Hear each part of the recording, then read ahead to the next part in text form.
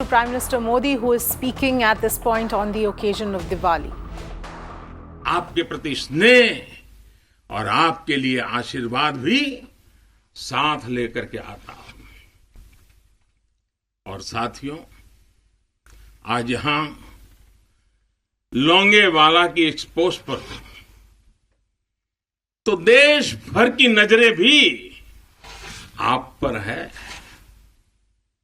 मां भारती के लाडलों, मेरी इन बेटियां, मेरे देश की गौरव देने वाली बेटियां जो मेरे सामने बैठी हैं,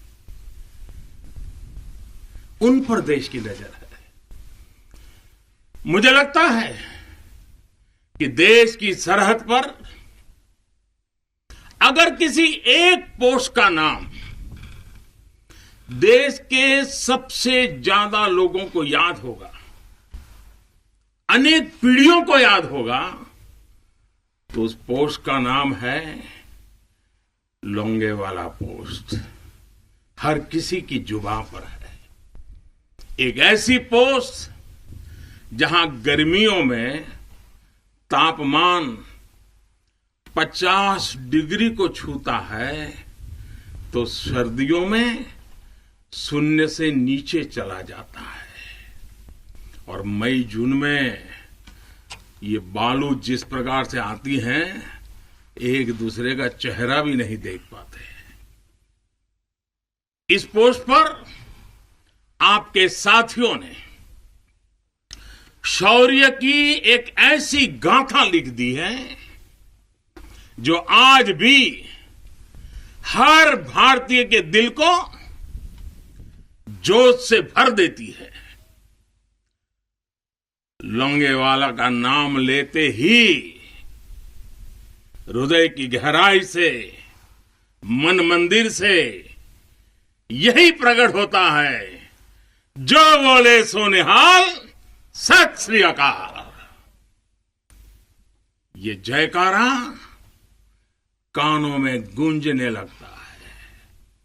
साथियों, जब भी सैन्य कुशलता के इतिहास के बारे में लिखा पढ़ा जाएगा, जब सैन्य पराक्रम की चर्चा होगी, तो बैटल ऑफ लोंगेवाला को जरूर याद किया जाएगा।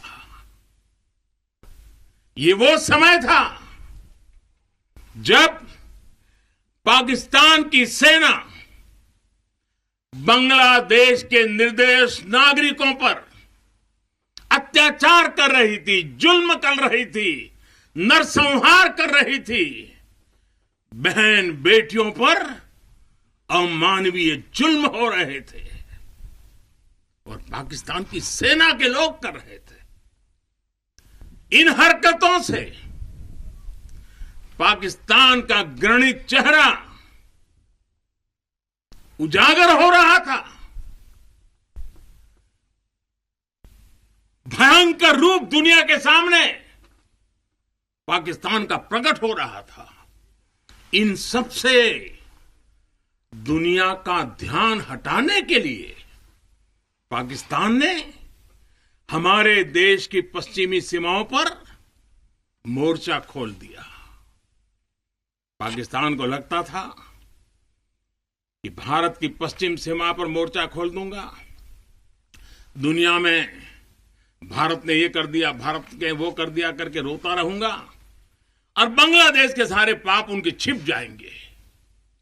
लेकिन हमारे सैनिकों ने जो मुंह तोड़ जवाब दिया, पाकिस्तान को लेने के देने पड़ गए। साथियों, यहां इस पोस्ट पर दिखाए गए पराक्रम की गूंज, इस गूंज ने दुश्मन का हौसला तोड़ दिया था। उसको क्या पता था कि हां, उसका सामना मां भारती के शक्तिशाली बेटे बेटियों से होने वाला है। मेजर कुलदीप सिंह चांदपुरी के नेतृत्व में भारतीय वीरों ने टैंकों से लैस दुश्मन के सैनिकों को धूल चटा दी, उनके मंसूबों को नेस्त नाबूद कर दिया। कभी कभी मुझे लगता है कि कुलदीप जी के माता पिता ने उनका नाम कुलदीप भले रखा था, उनको लगा होगा ये कुल का दीपक है, लेकिन वो कुलदीप जी ने अपने पराक्रम से उस नाम को ऐसे सार्थक कर दिया, ऐसे सार्थक कर दिया कि वे सिर्फ कुलदीप नहीं, वे राष्ट्रदीप बन गए, राष्ट्रदीप बन गए।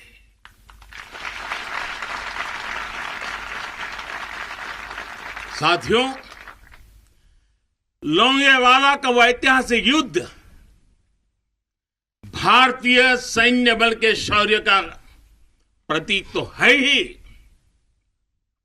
थल सेना, बीएसएफ और वायुसेना के अद्भुत कोऑर्डिनेशन का भी प्रतीक है।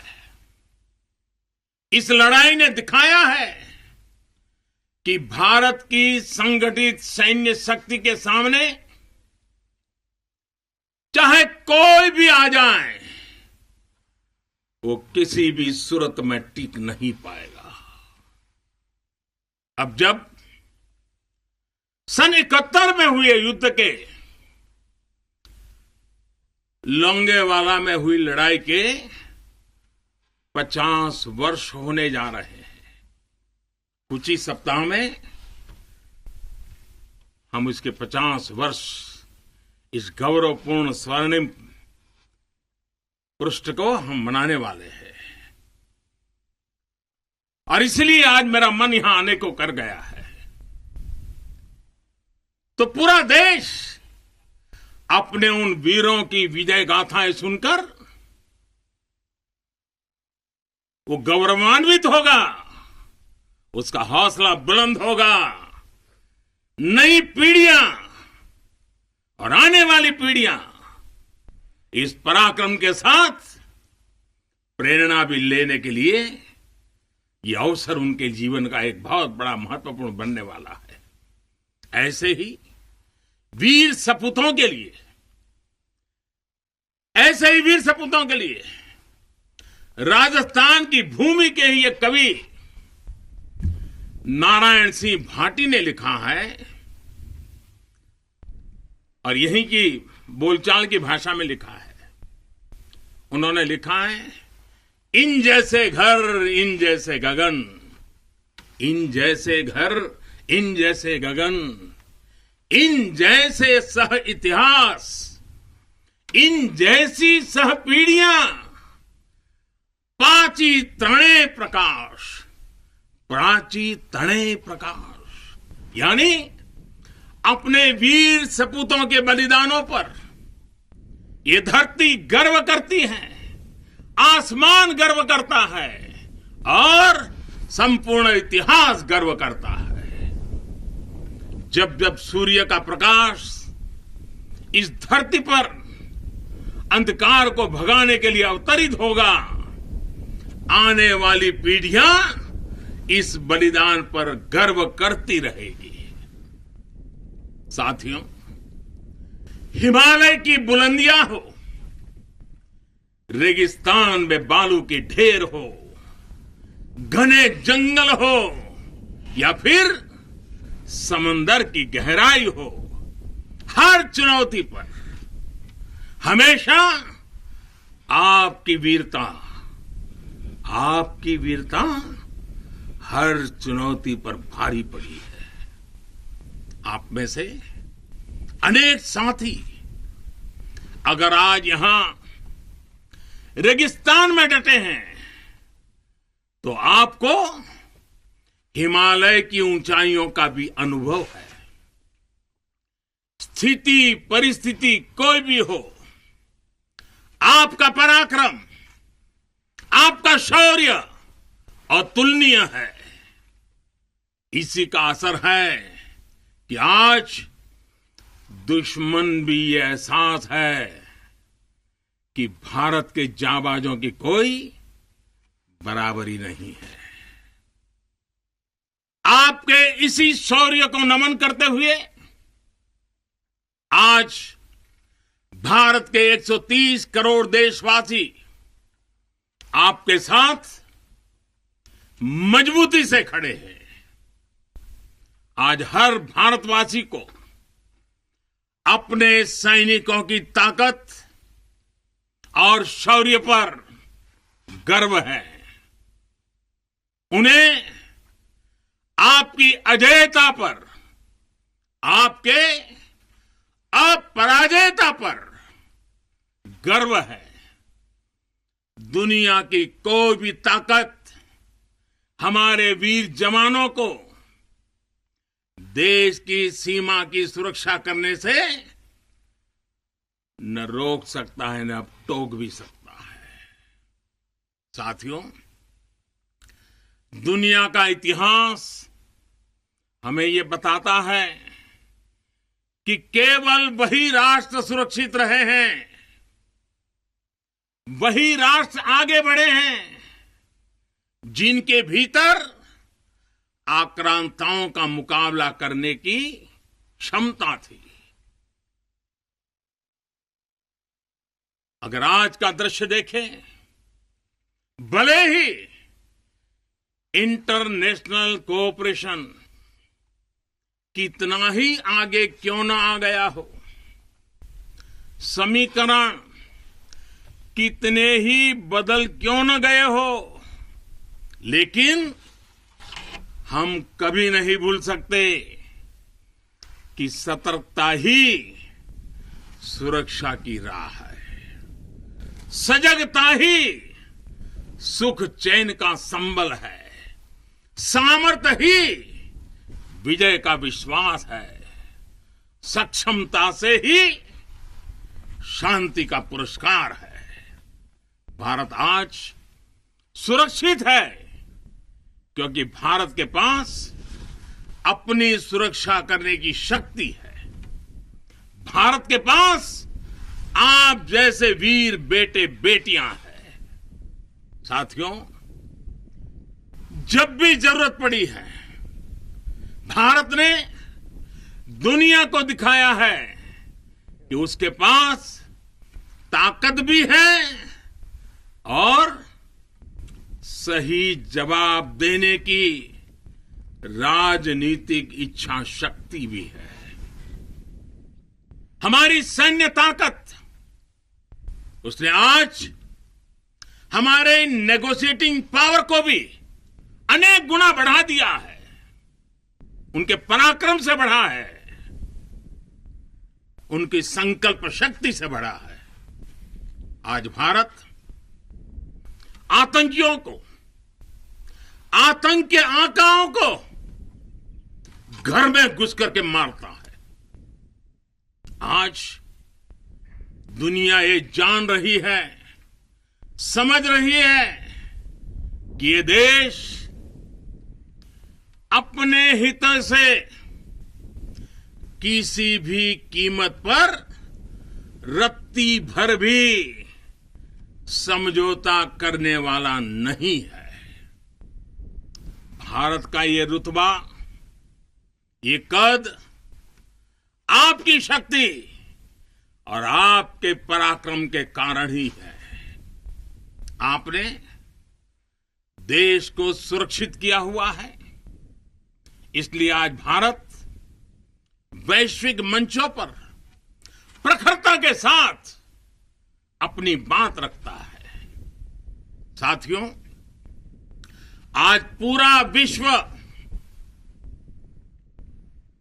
विस्तारवादी ताकतों से परेशान है।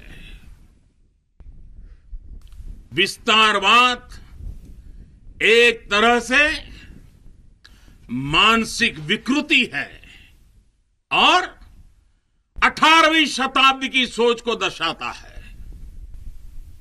इस सोच के खिलाफ भी भारत प्रखर आवाज बढ़ रहा है। साथियों, आज भारत बहुत तेजी के साथ अपने डिफेंस सेक्टर को आत्मनिर्भर बनाने की तरफ बहुत तेजी से कदम उठा रहा है, आगे बढ़ रहा है।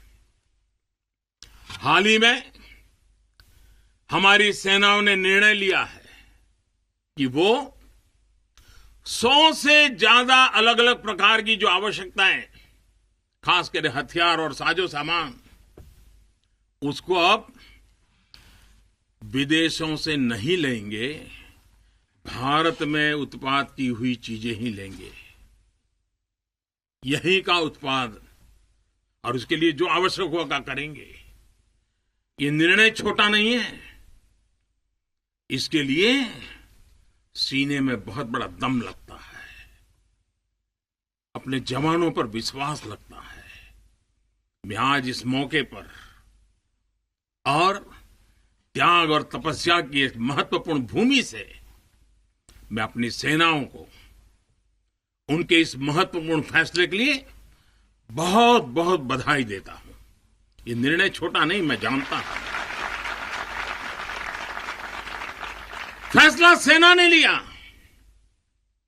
आत्मनिर्भर भारत का एक बहुत बड़ा हौसला बढ़ाने वाला निर्णय लिया, लेकिन सेना के इस फैसले से देशवासियों में भी, 130 करोड़ देशवासियों में ऐसा मैसेज चला गया, सब दूर चला गया, और वो मैसेज क्या गया? लोकल के लिए वोकल होने का। सेना के एक निर्णय ने 130 करोड़ देशवासियों को लोकल के लिए वोकल होने की प्रेरणा दी। मैं आज देश के नौजवानों से, देश की सेनाओं से, सुरक्षा बलों से, पैरामेडिकल फोर्सेस से एक के बाद एक इस प्रकार निर्णयों के अनुकूल भारत में भी मेरे देश के युवा ऐसी ऐसी चीजों का निर्माण करेंगे, ऐसी ऐसी चीजें बना करके लाएंगे, हमारी सेना के जवानों की, हमारे सुरक्षा बल के जवानों की ताकत भी बढ़ेगी। हाल के दिनों में अनेक स्टार्टअप्स सेनाओं की जरूरतों को पूरा करने के लिए आगे आए हैं। डिफेंस सेक्टर में नौजवानों के नए स्टार्टअप्स देश को आत्मनिर्भरता के मामले में और तेजी से आगे ले जाएंगे। साथियों, रक्षा क्षेत्र में आत्मनिर्भर भारत देश के बढ़ते हुए सामर्थ्य का लक्ष्य है। सरहद पर शांति। आज भारत की रणनीति साफ है, भारत की रणनीति स्पष्ट है। आज का भारत समझने और समझाने की नीति पर विश्वास करता है, समझने की भी और समझाने की भी। लेकिन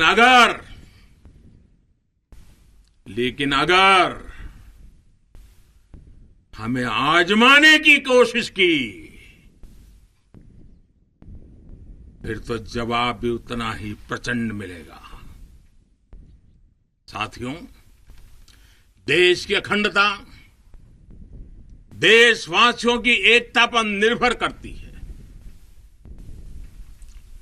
शांति, एकता, सद्भावना देश के भीतर देश की अखंडता को ऊर्जा देती है।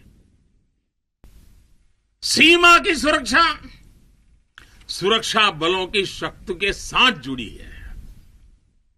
सीमा पर हमारे जाबाजों का हौसला बुलंद रहे, उनका मनोबल आसमान से भी ऊंचा रहे, इसलिए उनकी हर आवश्यकता, हर जरूरत आज देश की सर्वोच्च प्राथमिकताओं में है।